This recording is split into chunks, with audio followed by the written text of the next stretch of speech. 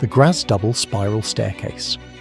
Also known as the twin spiral staircase, its official name, was built between 1499 and 1500 by an unknown master builder from a medieval stonemason's lodge in the Graz castle. The construction took place during the reign of King of the Romans and later Emperor Maximilian I. Although the Graz staircase is neither the only spiral staircase of its kind in Central European architecture, nor the oldest, it is certainly one of the most significant. It stands out for the exceptional craftsmanship of its details and the boldness of its design, featuring hollow spindles, a daring and technically sophisticated element at the time.